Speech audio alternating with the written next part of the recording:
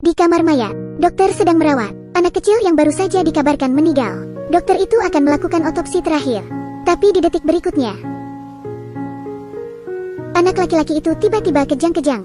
Ada tanda-tanda kehidupan di tubuh bocah itu. Dokter lalu buru-buru membawanya kembali ke ruang gawat darurat. Hampir semua orang berkata, itu adalah keajaiban. Ketika itu, tubuhnya sangat lemah. Si bocah itu harus diinkubasi, karena ibu anak laki-laki itu harus merasakan hal semacam ini. Ini bukan pertama kalinya. Nama anak laki-laki itu adalah Louis. Umurnya baru 9 tahun. Namun dia sudah 8 kali mengalami kematian. Yang pertama, karena posisi janin yang salah pada hari kelahirannya. Si dokter bersalin menggunakan gergaji untuk membedah perut ibunya. Pada saat berumur 4 bulan, lampu gantung jatuh langsung mengenai tubuh Louis. Semua tulang rusuknya patah. Ketika dia sedang belajar merangkak, Louis masukkan garpu ke dalam soket listrik. Dia lalu tersengat listrik ketika sedang makan di rumah. Saat yang lain baik-baik saja, Louis harus mengalami keracunan makanan. Dia terkena salmonella, tetanus, botox, meningitis. Tidak ada satupun yang benar-benar membunuhnya. Seperti digigit laba-laba, disengat lebah. Itu semua hanya mengakibatkannya mati suri. Di musim dingin yang lalu, dia berteriak lama dengan suara yang melengking.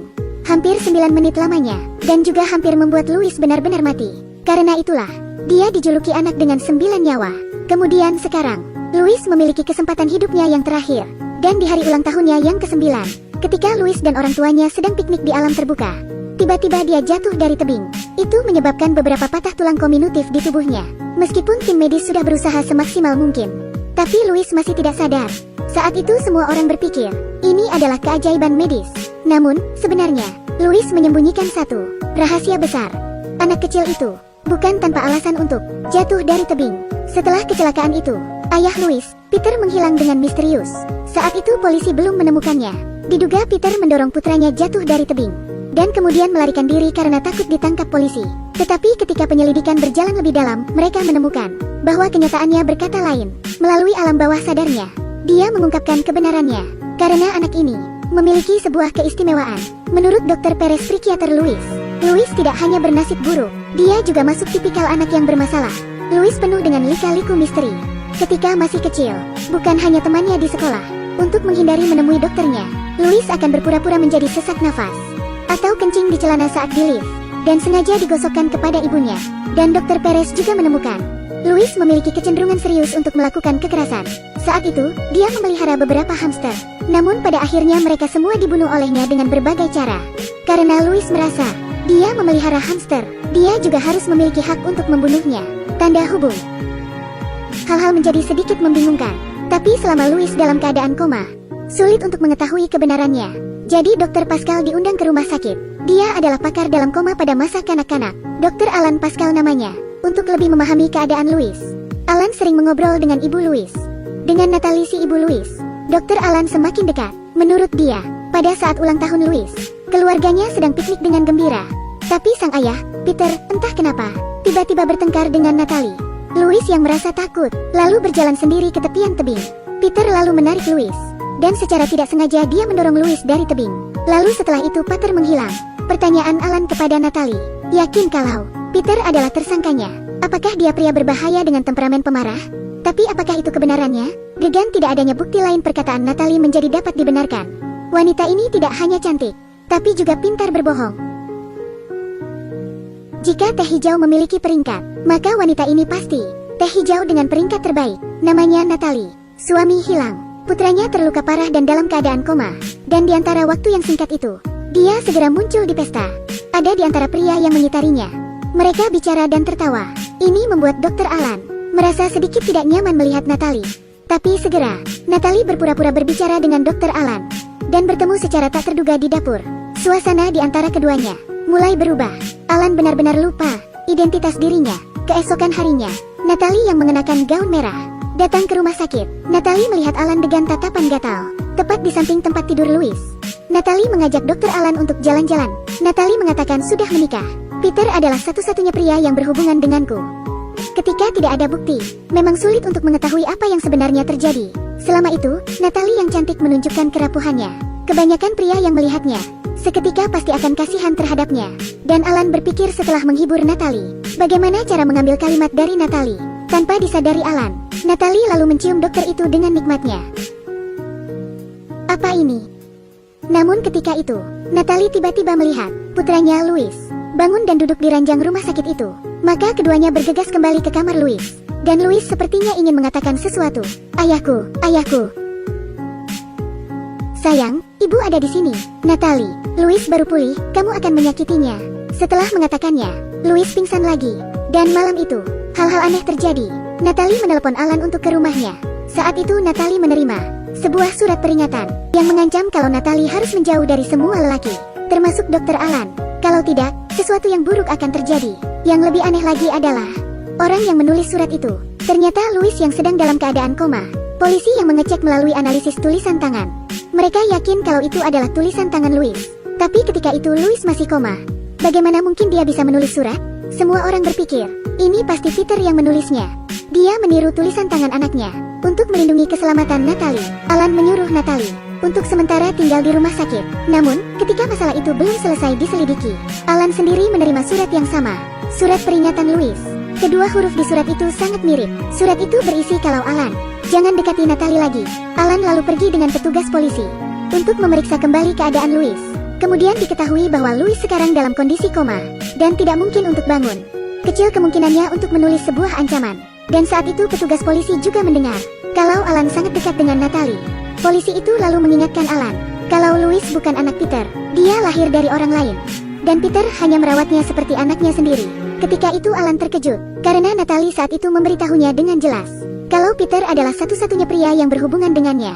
Dapat dilihat bahwa wanita ini telah berbohong. Setelah itu, Alan memutuskan untuk menemui Natalie. Namun ketika dia baru saja tiba di pintu kamar Natalie, ketika itu, Natalie baru keluar dari kamar mandi. Alan ketika itu berjuang untuk menahan hasratnya. Dia mengatakan keraguannya. Natalie tidak langsung menjawab. Dia mengatakan kalau dia harus ganti baju terlebih dulu. Dia menyuruh Alan untuk berbalik badan. Kemudian, setelah selesai berganti baju, tampilan Natalie yang masih menarik.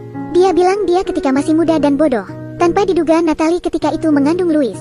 Karena dia khawatir dokter akan mempermasalahkannya. Itu sebabnya Natalie tidak berani mengatakan yang sebenarnya. Pada saat itu, dengan ditemani hangatnya sinar matahari, garis cantik wajah Natalie yang halus, indah dan rapuh menggoda hasrat Alan. Semuanya di luar kendali pada saat itu. Tapi Natalie berbohong lagi. Kebenaran dari masalah ini adalah ketika Louis saat masih bayi harus dibawa ke rumah sakit karena kecelakaan. Natalie ketika itu bertemu Peter. Natalie lalu mulai dekat dengan Peter. Setelah beberapa saat, Peter menemani Natalie menunggu Louis di rumah sakit. Mereka berdua bersama dengan mesra, terus bergandengan tangan selama semalaman. Bertahun-tahun kemudian, Peter segera melamar dan menikahi Natalie. Melihat itu, maka tidak akan ada yang mencurigai Natalie dengan segala tipuannya. Namun saat itu, seorang wanita tua datang ke rumah sakit untuk mengunjungi Louis. Setelah memperkenalkan diri, ternyata dia adalah ibu Peter, neneknya Louis. Natalie tak tahu kalau mertuanya datang. Ibu Peter juga memberitahu Alan, seseorang yang paling dicintai Peter adalah Louis. Tidak mungkin kalau Peter yang membunuh Louis. Peter bahkan menganggap Louis lebih penting dari dirinya sendiri. Benar-benar tidak mungkin kalau dia melakukan sesuatu untuk menyakiti Louis. Ketika sedang bercerita, polisi tiba-tiba menghampiri ibu Peter dan mengatakan kalau dia membawa kabar buruk bahwa tubuh Peter telah ditemukan di bawah tebing. Dan itu tidak jauh dari tempat jatuhnya Louis. Jadi apakah ini bunuh diri? Atau ada rahasia lain? Kasus ini semakin membingungkan. Seorang anak kecil di hari ulang tahunnya melompat dari tebing, dan ayah anak laki-laki itu menjadi satu-satunya tersangka. Namun, setelah ditemukan dengan kematian yang sama di dasar tebing, siapa sebenarnya pembunuhnya? Plotnya berakhir di sini. Ini mulai menjadi sedikit misterius. Ketika itu, Dr. Alan yang terbangun dalam tidurnya, dan kata perawat, kalau Alan baru saja berjalan sambil tidur. Dan ketika itu dia baru saja menulis resep untuk membunuh Natalie. Dan itu adalah resep beracun. Saat itu, Alan tiba-tiba memiliki dugaan yang berani. Alan yang penasaran, lalu melihat pantauan CCTV saat dia berjalan dalam tidur. Tentu saja, dia jelas tidak kidal. Ketika itu Alan menggunakan tangan kirinya untuk menulis resep itu. Dan Louis kebetulan kidal. Alan lalu menunjukkan tulisan tangan kepada seorang ahli untuk perbandingan. Benar saja, itu persis sama dengan tulisan milik Louis. Alan lalu menebak, apakah Louis yang sedang dalam keadaan koma bisa mengendalikan seseorang, menulis resep dan surat peringatan. Untuk membuktikan dugaan itu, Alan menemui psikiater Louis Dr. Pares. Alan mengharapkan mendapatkan jawaban darinya. Ketika itu, Dr. Pares menemukan sesuatu untuk mengungkapkan kebenaran. Maka dia akan menghubungkan otak Alan ke perangkat miliknya. Kemudian melalui hipnosis, Dr. Pares akan menghubungkan gelombang otak Alan dan Louis Segera setelah itu, dalam tampilan penuh, Alan sudah ada dalam nada Louis. Dia mengatakan kejadian yang terjadi pada saat itu. Pada saat itu, mereka sedang piknik. Semuanya sangat menyenangkan, tapi Natalie dan Peter yang sudah menikah lama tiba-tiba bertengkar karena sekaleng permen. Alasannya adalah karena Peter ingin memakan permen itu juga. Tapi Natalie bersikeras untuk tidak membiarkan Peter memakannya. Karena kata Natalie, itu disiapkan khusus untuk Louis. Kemudian Peter memperhatikan ada sesuatu yang salah. Lalu menanyakan kepada Natalie, apakah dia memasukkan sesuatu ke permennya. Keduanya lalu mulai berkelahi. Louis yang melihatnya orang tuanya bertengkar, takut dan lari ke pinggir tebing. Peter lalu meraih Louis. Kemudian dengan panik menanyai Natalie, mengapa Natalie ingin membunuh putranya sendiri? Ketika Peter belum selesai berbicara, Peter lalu didorong ke jurang oleh Natalie. Dan Louis yang menyaksikan semuanya, tahu kalau selanjutnya adalah dirinya yang menjadi sasaran Natalie. Jadi dengan sadar Louis melangkah mundur selangkah demi selangkah, sampai jatuh dari tebing. Kebenaran akhirnya terungkap, tapi saat itu Louis di tempat tidurnya, tiba-tiba tidak ada tanda-tanda kehidupan. Alan lalu segera melakukan tindakan untuk menyelamatkan Louis. Ia melakukan kejut jantung. Saat itu, dalam pikiran Louis, segala sesuatu dari kecil hingga besar muncul. Ternyata, semua kecelakaan Louis, ternyata semuanya dibuat oleh ibunya sendiri, Natalie. Dia yang menyuntikkan racun ke dalam permen dan membiarkan makanan Louis terkontaminasi bakteri. Dia juga yang menyalakan soket listrik dengan sengaja. Louis di masa kecilnya, Natalie juga berusaha untuk menyekapnya dengan bantal. Tapi pertanyaannya adalah, mengapa Natalie ingin membunuh putranya sendiri? Psikolog menjelaskan, kalau Natalie memiliki penyakit aneh, yaitu sindrom Munchausen. Pengidapnya akan menyalahgunakan orang lain, terutama anak-anak, sebagai alat peraih cinta dan perhatian. Sekarang, Peter sudah mati. Setelah Louis dibunuh hidup-hidup oleh ibunya, dan terus koma, dia tidak bisa bangun, dan tidak ingin bangun. Dalam kesadaran alam bawah sadarnya, ternyata ayah Louis yang menjelma menjadi manusia rumput mengatakan bahwa, ternyata, Peter yang bukan ayah kandung Louis, sangat mencintai Louis apapun yang terjadi, jauh melebihi Natalie sebagai ibu kandungnya. Itu yang menyebabkan Louis selama bertahun-tahun berada di bawah siksaan terus-menerus dari ibunya, dan mencoba melarikan diri dari kematian lagi dan lagi. Peter sangat mencintai Louis kala itu. Aku sangat mencintaimu. Aku juga mencintaimu, melebihi apapun, dimanapun. Bahkan kalau di seberang lautan yang penuh ikan. Sekarang mereka semua berhasil lolos dari ancaman Natalie. Tapi beberapa orang tidak begitu beruntung. Tak lama setelah itu, Alan harus bercerai karena Natalie. Ketika itu Alan ingin melepaskan diri dari Natalie. Namun Alan khawatir itu tidak sesederhana itu. Karena sejak saat itu, Natalie telah dimasukkan ke rumah sakit jiwa. Ketika itu Alan membesuk Natalie. Jelas sekali, dia telah hamil selama beberapa bulan. Dan itu adalah anak dari Alan sendiri. Film ini berjudul The 9th Life of Louis Drax. Seseorang akan sulit menebak ceritanya, sulit menebak ending dari film ini. Sindrom Munchausen yang disebutkan dalam film ini adalah nyata. Terbukti di cerobong asap Jerman pada abad ke-18. Seorang pria di sana, dia sering berpura-pura sakit untuk menarik perhatian dan berpura-pura menjadi hidup. Namun dalam film ini, untuk pertama kalinya di dunia medis, menyebutkan dengan jelas penyakit ini. Dan nanti, pengidap sindrom Munchausen biasanya turun dari ibu ke anak. Bentuknya bisa kompleks dan mematikan. Namun, penyakit mental ini tidak hanya ada dalam hubungan orang tua anak. Itu bisa terjadi di mana saja, terutama di tempat kerja. Beberapa orang akan bersikap baik dan mencari mangsanya. Plot yang sulit untuk dipahami. Beberapa orang akan membangun hubungan antar rekan kerja dan kemudian bertindak sebagai mediator, berusaha menyelesaikan krisis hubungan yang tidak ada, memunculkan kemampuan interpersonal, dan orang lain hanya akan menolak untuk membantu rekan kerja dalam kesulitan. Beruntungnya jika di saat kritis itu, ada orang yang berperan dalam membalikkan keadaan menjadi normal kembali. Jika Anda ada di sekitar teman yang seperti itu, lebih baik kalau kalian berada sejauh mungkin darinya. Baiklah, itu saja untuk cerita kali ini. Semoga kalian bahagia. Jika kalian memiliki cerita yang ingin Anda dengar, atau film yang ingin kamu tonton, tolong beritahu kami ya. Di akhir kata, sampai jumpa di lain waktu.